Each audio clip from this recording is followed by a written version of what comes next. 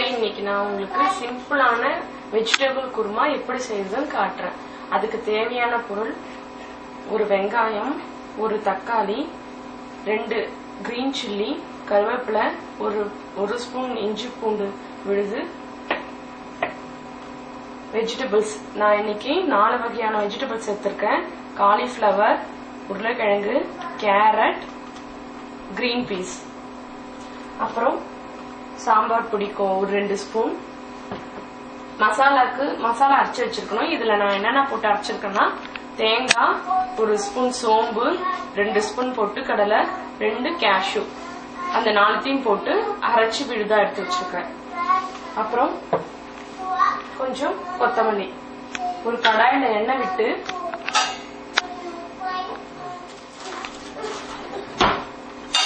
எண்ணெய் காஞ்ச உடனே பட்டை, கிராம்பு போட்டு இது வெடிச்ச உடனே பச்சை மிளகாய், வெங்காயம்,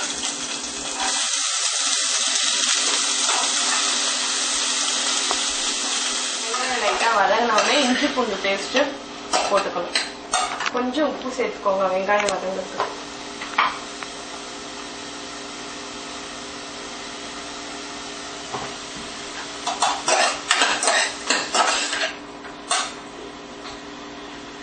தக்காளி இது நல்லா வதங்கணும்.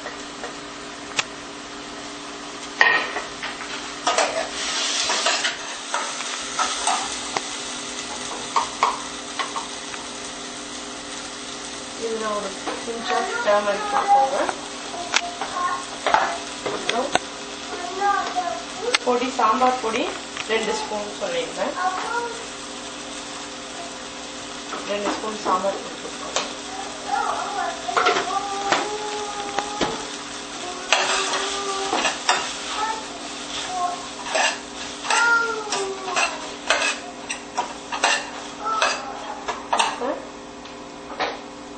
எல்லா வெஜிடபிள்ஸும்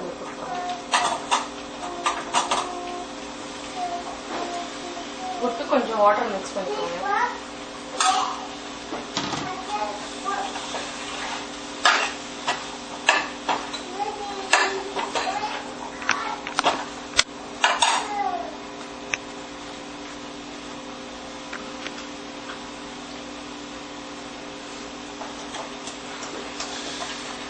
காய்கறி எல்லாம் நல்லா வேகணும். நல்லா குக் ஆன பிறகு நம்ம அரைச்சி வச்சு மசாலாவை இதுல மிக்ஸ் பண்ணிக்கலாம். காய்கறிக்கு கொஞ்சம் சால்ட் போட்டுக்கோங்க.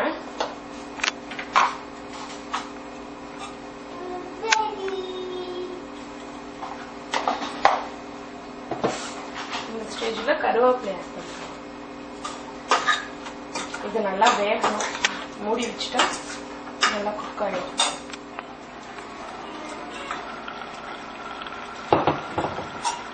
காய்கறி நல்லா குக் ஆயிடுச்சு.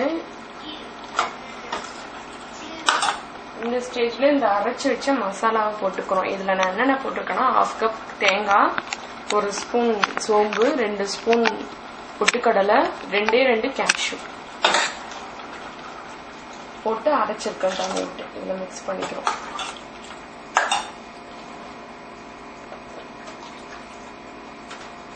நீங்க காய்கறி எல்லாம் குக்கர்ல, பிரஷர் குக்கர்ல வேக வச்சுட்டு கூட நீங்க ஆட் பண்ணிக்கலாம். இல்ல டைரக்டா இப்படியும் கொதிக்க வச்சுக்கலாம், வேக வச்சுக்கலாம்.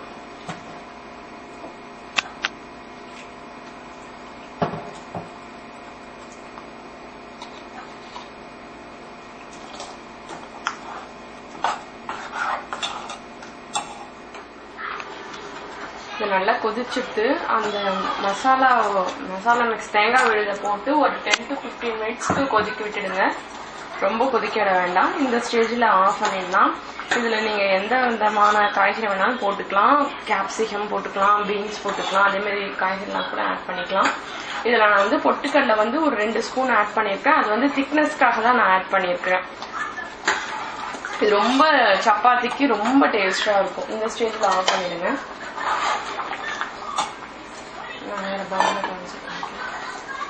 காய்கறி எல்லாம் வேக வச்சிட்டீங்கன்னா ஒண்ணுமே இல்லை, சீக்கிரம் செஞ்சிடலாம்.